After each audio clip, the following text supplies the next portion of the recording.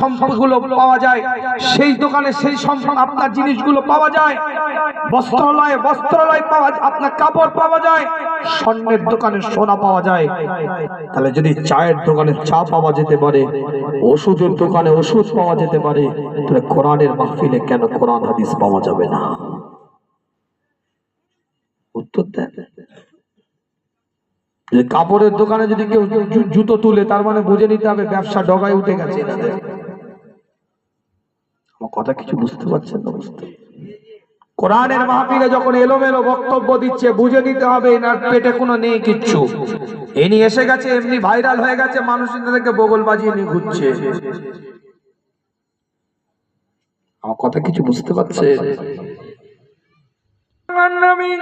নবী মুহাম্মদুর রাসূলুল্লাহ সাল্লাল্লাহু আলাইহি ওয়াসাল্লাম হুজুর সাহাবে کرام হুজুরদের সাথে আলাপ আলোচনা করে, এক একটা কোরআনের আয়াত আল্লাহ পাক নাযিল করে দেয়। এই যে আল্লাহ কোরআন দিয়ে জানিয়ে দিচ্ছে, যাকারুল্লাহ, আমি আল্লাহ, আমাকে স্মরণ করো, আমি আল্লাহ, আমাকে ডাকো, আমি আল্লাহ, আমাকে ইয়াদ করো। কেন তোমরা ডাকবে আল্লাহকে? আল্লাহ সেটাও জানিয়ে দিচ্ছে কিসের জন্য তোমরা ডাকবে, কিসের জন্য তোমরা স্মরণ করবে। আল্লাহ কোরআন নিয়ে বলছে ফাস্তাগফিরু লিযুনুবিহিম, নিজেদের গুনাহ থেকে বাঁচার জন্য আমি আল্লাহ, আমাকে ডাকো। নিজেদের গুনাহ থেকে বাঁচার জন্য আমি আল্লাহ, আমাকে তোমরা ডাকতে থাকো। ফাস্তাগফিরু লিযুনুবিহিম ওয়া মান ইয়াগফিরুয যুনুবা ইল্লাল্লাহ, আমি আল্লাহ যারা কে আছে তোমাদেরকে ক্ষমা করবে, অর্থাৎ আমি আল্লাহ তোমাদেরকে ক্ষমা করে দেব, মাফ করে দেব। জোরে বলবে সুবহানাল্লাহ, তো আওয়াজ দিয়ে বলা সুবহানাল্লাহ। আল্লাহর নবী হযরত মুসা আলাইহিস সালাতু ওয়াস সালাম রবের দরবারে ফরিয়াদ করতে থাকে, আল্লাহর দরবারে দোয়া চাইতে থাকে। আল্লাহ পাক আমার বনি ইসরাঈলের সব থেকে বদকার মানুষটাকে একটু আমি দেখব। মুসা নবী একটু উল্টো দোয়া করছে। সবাই নেককারকে দেখতে চায়, ভালো মানুষকে দেখতে চায়। ভালো মানুষকে দেখার আশা রাখে, কেউ কোনোদিন খারাপ মানুষকে দেখতে ইচ্ছা করে না। সবাই কিন্তু ভালো মানুষকে একটু দেখতে চায়।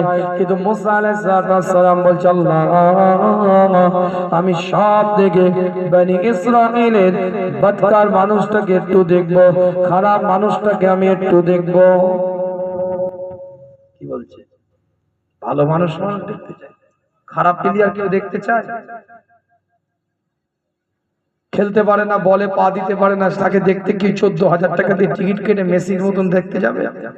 হ্যাঁ, যুব ভারতী ক্রীড়াঙ্গনে সল্টলেক স্টেডিয়ামে মেসি এসেছে 14,000 থেকে 98,000 টাকা পর্যন্ত টিকিট। অত বড় প্লেয়ার এসছে বলে তো কলকাতা আপনার দমদম এয়ারপোর্ট থেকে জাম লেগে গিয়েছে একদম। হায়দ্রাবাদ গেছে, মুম্বাই গেছে, দিল্লি গেছে, প্রত্যেকটা গ্যালারি খাঁচা খাঁচ ভরা হওয়া। দেখতে পাইনি বলে ভাঙচুর চলছে, কথা বলে না। চেয়ার গুলো ছুঁড়ে ছুঁড়ে মারছে, দেখতে পাইনি বলে। তাহলে ভালো মানুষই দেখতে চায়। কোন দিকে ভালো? ব্যাখ্যা আবার ভুল নেবেন না।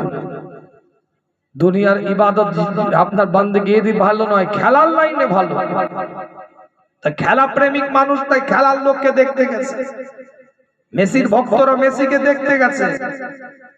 টাকা খরচ করে, অর্থ খরচ করে, সেটা তার ব্যক্তিগত বিষয়। যে যাকে ভালোবাসে তাকে দেখতে দেখার জন্য গেছে, সেটা তার ব্যক্তিগত বিষয়। কিন্তু আমার বক্তব্য এই জায়গায়, কেউ খারাপ মানুষকে দেখতে চায় না, ভালো মানুষকেই দেখতে চায়। ভালো মানুষ খেলার লাইনে ভালো, খেলার মানুষরা তাই দেখতে গেছে। কিন্তু মুসা আলাইহিস সালাম বলছে, আল্লাহ আমার বনি ইসরাঈলের সব থেকে খারাপ মানুষটাকে আমি দেখতে চাই। আল্লাহ মুসা আলাইহিস সালামের দিকে লক্ষ্য করে বলে, হে মুসা, নির্দিষ্ট একটা জায়গার কথা আল্লাহ বলে দিলেন, নির্দিষ্ট একটা সময় আল্লাহ পাক জানিয়ে দিলেন। মুসা আলাইহিস সালাম নির্দিষ্ট সময় নির্দিষ্ট জায়গার মধ্যে দাঁড়িয়ে আছে। কিতাবের রিওয়ায়াতের মধ্যে পাওয়া যায় একজন ব্যক্তি ঘরের মধ্যে প্রবেশ করছে, সঙ্গে একজন সন্তান আছে।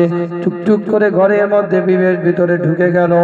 আল্লাহ পাক জানিয়ে দেয়, মুসা তোমার বনি ইসরাঈলের মধ্যে সব থেকে বদকার খারাপ মানুষ হচ্ছে এই মানুষটা। কিছুদিন যাওয়ার পরে আল্লাহ পাকে আবার এলান করছে, আল্লাহ খারাপটাকে তো দেখালে, বাজেটাকে তো দেখালে, নোংরাটাকে তো দেখালে, জঘন্য ব্যক্তিটাকে তো দেখালে, কিন্তু এবার তো নেককারটাকে দেখাতে হবে, পরিষ্কারটাকে দেখাতে হবে। সব থেকে তোমার দরবারে যে আলা মাকাম পেয়েছে ওই বান্দাটাকে দেখাতে হবে। আল্লাহ নির্দিষ্ট জায়গা বলে দিলেন, নির্দিষ্ট সময়টাও বলে দিলেন। মুসা আলাইহিস সালাম নির্দিষ্ট সময় নির্দিষ্ট জায়গায় ওই স্থানটার মধ্যে দাঁড়িয়ে আছে। লক্ষ্য করে দেখে বিগত দিন যে ব্যক্তিটা ঘরের মধ্যে প্রবেশ করেছিল একটা সন্তানের হাত ধরে, ওই ব্যক্তিটা টুকটুক করে হেঁটে আসছে। আল্লাহ পাক জানিয়ে দেয়, মুসা তোমার বনি ইসরাঈলের সব থেকে নেককার বান্দা হচ্ছে এই বান্দাটা। একটু জোরে বলবেন সুবহানাল্লাহ, আওয়াজ দিয়ে বলা যাবে না সুবহানাল্লাহ।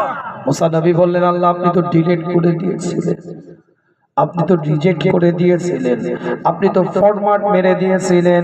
এই বান্দাকে তো আপনি বদকার হিসাবে আমার সাথে ইন্ট্রোডিউস করিয়েছিলেন, আমার সাথে পরিচিতি করিয়ে দিয়েছিলেন। এ তো বদকার ছিল, খারাপ ছিল, আজ কি করে নেককার হয়ে গেল? মুসা নবী আলাইহিস সালামের দিকে লক্ষ্য করে আল্লাহ পাক এলান করে দেয়, সেদিন কি লক্ষ্য করেছিলেন? ওই মানুষটার সাথে একটা বাচ্চা ছেলে ছিল। বলে হ্যাঁ লক্ষ্য করেছিলাম।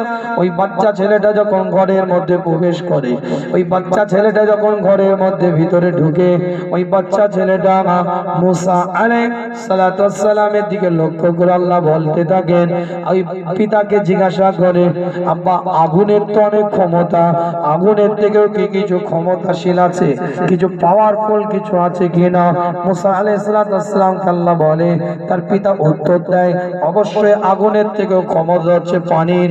এই পানির দ্বারা আগুনকে নিভিয়ে দেওয়া যায়। আবার সন্তান জিজ্ঞাসা করে, আব্বা আগুনের তো পানির তো অনেক ক্ষমতা, এই পানির থেকেও কি কিছু ক্ষমতাশীল আছে? আওয়াজ দিয়ে বলতে থাকে আব্বা। আব্বার দিকে লক্ষ্য করে যখন জিজ্ঞাসা করে, বলে অবশ্যই পানির থেকেও ক্ষমতা হচ্ছে হাওয়ার, হাওয়া পানিকে উত্তাল করে দিতে পারে। আবার জিজ্ঞাসা করে, আব্বা এই হাওয়ার থেকেও কি কিছু ক্ষমতাশীল ব্যক্তি আছে নাকি? আমার পিতা বলতে থাকে, অবশ্যই হাওয়ার থেকে ক্ষমতা হচ্ছে পাহাড়ের, পাহাড় হাওয়ার গতিবেগটাকে রদ করে দেয়, পাহাড় হাওয়ার গতিবেগটাকে কমিয়ে দেয়। আমার আওয়াজ দিয়ে বলতে থাকে, আব্বা এই পাহাড়ের থেকেও কি